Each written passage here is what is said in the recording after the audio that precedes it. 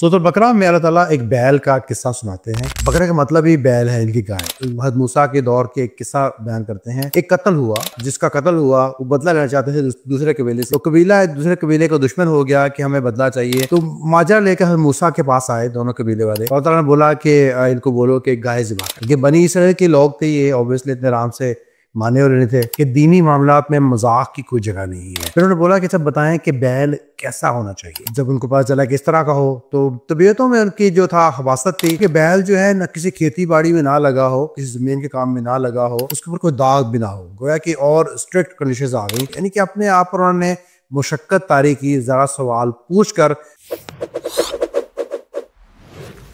سورۃ البقرہ میں جو گائے کا قصہ ہے، اس سے اللہ تعالیٰ ہمیں کیا سبق دینا چاہتے ہیں؟ سورۃ البقرہ میں اللہ تعالیٰ ایک بیل کا قصہ سناتے ہیں کہ اس بیل، بقرہ کا مطلب ہی بیل ہے، ان کی گائے۔ تو اللہ تعالیٰ حضرت موسیٰ کے دور کے ایک قصہ بیان کرتے ہیں۔ ماجرا ایسے ہوا کہ ایک قتل ہوا، اور جب قتل ہوا تو ایک قبیلہ جس کا قتل ہوا وہ بدلہ لینا چاہتے تھے دوسرے قبیلے سے کہ گویا قاتل تمہارے قبیلے میں سے ہے۔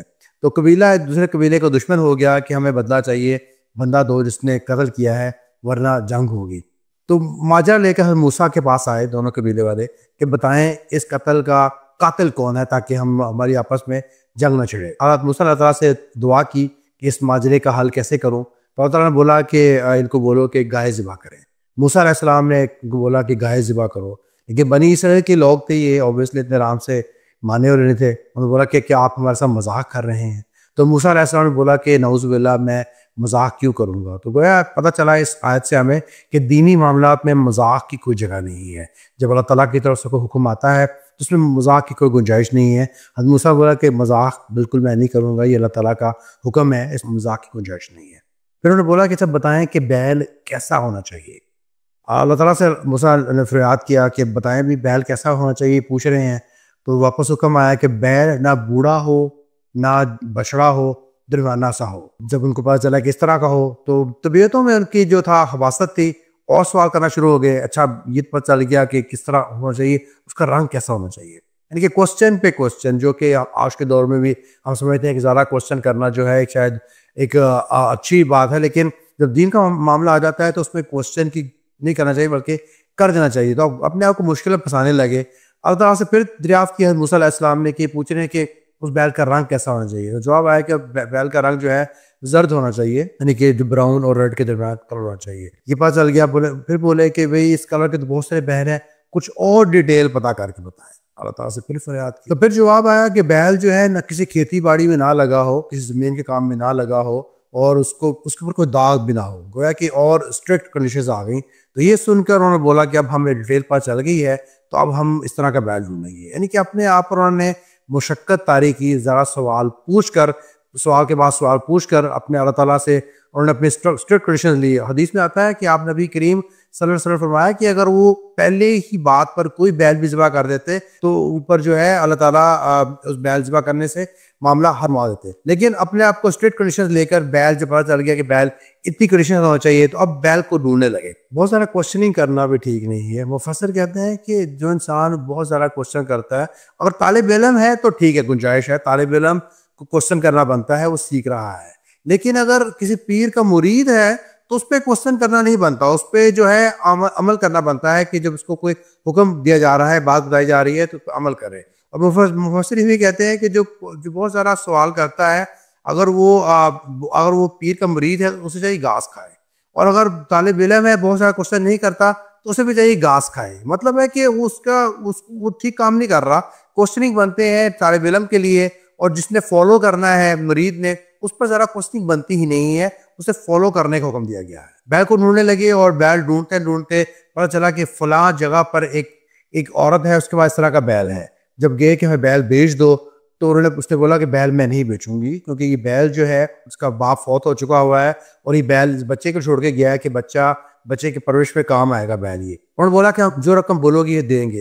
فرشتہ ایک عورت کے پاس آ گیا، اور فرشتہ نے بولا کہ بیل جو ہے ان کو جو ہے چاندی کے عوض دو، چاندی تولیں اور بیل تولیں، جتنی چاندی بنتی ہے اتنی چاندی لے کے ان کو بیل دو۔ پھنسے ہوئے تھے، مجبوراً اتنی چاندی دی اور بیل لے لیا۔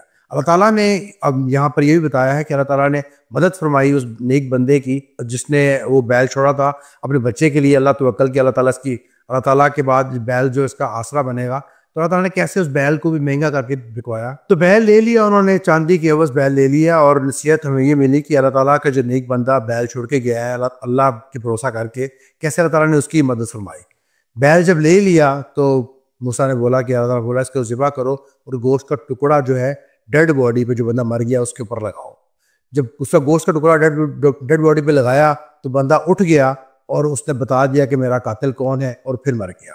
تو گویا اس سے اللہ تعالیٰ ہمیں بہت ساری نصیحت دے رہے ہیں. پہلی تو اللہ تعالیٰ بتانا چاہ رہے تھے کہ کیسے اللہ تعالیٰ مردوں کو زندہ کریں گے، کیونکہ بنی اسرائیل کا ایک یہ بھی موسیٰ علیہ السلام سے کوسچن تھا کہ مردہ زندہ کیسے ہوں گے. تو اللہ تعالیٰ نے مردہ زندہ کر کے دکھا دیا اور مردے نے بتا دیا کہ کون قاتل ہے، تو قاتل بھی پکڑا گیا.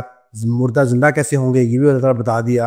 اور ایک اور سبق اللہ تعالیٰ یہاں بتاتے ہیں کہ وہ جو گائے ماتا سے محبت تھی جو آج ہم دیکھتے ہیں کہ ہندوؤں میں ہے، وہ ختم کرنی تھی. کیونکہ بنی اسرائیل سے چلتا آ رہا ہے، بچڑا بنایا تھا موسیٰ علیہ السلام کے دور میں، تو بچڑے سے محبت ہوئی، یعنی کہ گائے ماتا کو پھر پوجا کرنا شروع ہو گئے کہ کیسے سامری نے بچڑا بنایا تھا اور بچڑے کی پوجا کی، اس کو خدا بنا دیا، پھر گائے کو ایسے انہوں نے اپنا خدا مانا شروع کر دیا. اور آج بھی دیکھتے ہیں ہم ہندوؤں میں کیسے گائے کو گائے ماتا سمجھتے ہیں، اس کی پوجا کرتے ہیں، اس کو کھاتے نہیں ہیں، اس کو بہت زیادہ عزت دیتے ہیں.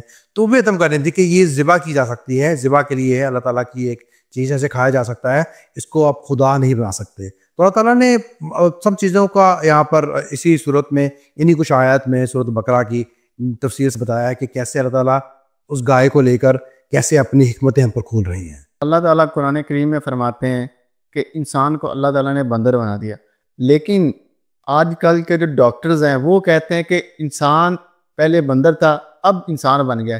کیا واقعی انسان پہلے بندر تھے؟ ڈارون تھیوری ضرور ہے کہ جو ہے انسان پہلے بندر تھا اور ریولیوشن ہوئی اوور دا ٹائم، بندر سے انسان بنا، جو کہ بالکل بے بنیاد ہے. اسلام میں اس کی کوئی گنجائش نہیں ہے، نام مانتے ہیں ڈارون تھیوری ہے اور وہ بیسیکلی وہیں تک لیں گے. اور اس کو ڈاکٹر زیادہ کو نہیں کہتے، لیکن بیسیکلی بے بنیاد سی تھیوری ہے. جو قرآن میں ذکر ہے کہ انسان بندر بنے، وہ حضرت موسیٰ علیہ السلام کی قوم کا ذکر ہے کہ یوم سبت کے دن ان پر عبادت کا اللہ تعالیٰ نے حکم دیا تھا کہ اس دن تم نے صرف عبادت کرنی ہے اور شکار نہیں کرنا. مچھلی کا شکار کرتے تھے یہ لوگ، دریا میں بہت ساری مچھلی آتی تھی اور روز پکڑتے تھے کھاتے تھے. تو اللہ تعالیٰ کی طرف سے حکم تھا کہ اس دن یوم سبت تم مچھلی کا شکار نہیں کرنا بلکہ صرف عبادت کرنی ہے، بلکہ ایک دن پہلے اس سے جو ہے زیادہ 2 دن کی اکٹھی کر لو اور اس دن تم نے شکار نہیں کرنا. لیکن دلوں میں ان کے بغض تھا، اور وہ ہوتا یہ تھا کہ دیکھتے تھے کہ اس دن مچھلی آتی بہت زیادہ ہے. پھر انہوں نے چال چلی، انہوں نے بولا کہ جو ہے کچھ چینلز بنا لی دریا میں سے اور مچھلی وہاں پہ آ جائے گی، ہم نیکسٹ ڈے جائیں گے اور اس مچھلی جو آئی ہوگی پیچھے بند کر دیں گے، پکڑ لیں گے. تو چال چلی اللہ تعالیٰ کے ساتھ اور ذرا لالچ کے چکر میں مچھلی ذرا پکڑنا شروع کر دی. تو اللہ تعالیٰ نے سزا کے طور پر ان کو یہ سزا دی تھی. تو جو لوگ یہ اس میں ملوث تھے اللہ تعالیٰ نے ان کو سزا کے طور پر بندر بنا دیا. اور حدیث میں آتا ہے کہ یہ لوگ ایک دوسرے کو پہچانتے تھے اور دیکھ کے روتے تھے کہ ہمارے ساتھ یہ کیا ہو چکا ہے. اور صحابہ نے پوچھا تھا کہ یہ کیا آج کے دور کے بندر بھی وہی بندر ہیں جو حضرت موسیٰ علیہ السلام کی قوم میں کچھ لوگ بندر بنے تھے؟ تو آپ نبی کریم صلی اللہ علیہ وسلم نے فرمایا کہ جب اللہ تعالیٰ کا کوئی عذاب کسی قوم پر آتا ہے تو وہ کنٹینیو نہیں رہتی، وہ کچھ دن بعد سب مارے گئے تھے. تو اوبیسلی یہ بندر آج کے بندر وہ بندر نہیں ہے. رمضان کے بعد شیاطین آزاد ہو جاتے ہیں، تو انسان کو ان سے بچنے کے لیے کیا کرنا چاہیے؟ جی بالکل، رمضان میں اللہ تعالیٰ کی رحمت ہوتی ہے اور شیطان قید کر دیے جاتے ہیں، جس کی وجہ سے عبادت میں آسانی رہتی ہے. لیکن رمضان کے بعد اوبیسلی شیطان آزاد ہے. اور لیکن رمضان میں جو انسان نے عبادت کی ہے ہمیں چاہیے کہ اسے کنٹینیو کریں. وہ جو جذبہ ہم نے اپنے اندر پیدا کیا ہے، بڑھایا ہے، اس کو ہم کنٹینیو کریں گے تو اللہ تعالیٰ کی مدد ضرور آئے گی. جس طرح ہم لوگ مسجدوں میں جاتے رہے ہیں، قرآن پڑھتے رہے ہیں، وہ کنٹینیو کرنے کی ضرورت ہے. لیکن اگر رمضان کے بعد فوراً وہی شیطانی کام، شیطانی پارٹی آن کر دی ہے تو اس کا فائدہ ہمیں نہیں ہوگا. اب کیونکہ بہت سارا محنت کی ہوئی ہے، لوگوں نے بہت محنت کی ہوئی ہے، تو اس کو محنت بچانا بھی بہت ضروری ہے. جیسے کہ بڑا مشہور فریز ہے کہ don't be like the woman who cuts her craft after hard work, یعنی کہ اس نے بہت پہلے محنت کی ہے اپنا کرافٹ بنانے کی اور پھر اس کو کاٹ دیا کینچی سے. یعنی کہ آپ بہت محنت کرتے ہیں کچھ بنانے میں اور پھر اس کو ضائع کر دیتے ہیں، تو ظاہری بات ایسے انسان کو مجنون ہی کہا جائے گا کہ سینس لیس آدمی ہے. تو ایسے ہی ہم لوگوں نے بہت محنت کی ہے، آپ لوگوں نے بہت محنت کی ہے رمضان میں عبادات کی، اور ان کو سنبھالنا بھی ضروری ہے. ان کو ضائع نہیں کیا جا سکتا کیجول ہو کر کے اب آپ رمضان ختم ہو گیا ہے تو پرانی روٹین میں واپس آ جائیں، جو دل کرتا ہے کریں. تو اپنے آپ کو کنٹرول کرنا بہت ضروری ہے. یہ کریں گے تو اللہ تعالیٰ کی مدد آئے گی، اور اللہ تعالیٰ ہمیں اس پہ استحکام دیں گے کہ ہم نیک کام کرتے رہیں اور شیطان سے بچتے رہیں انشاءاللہ.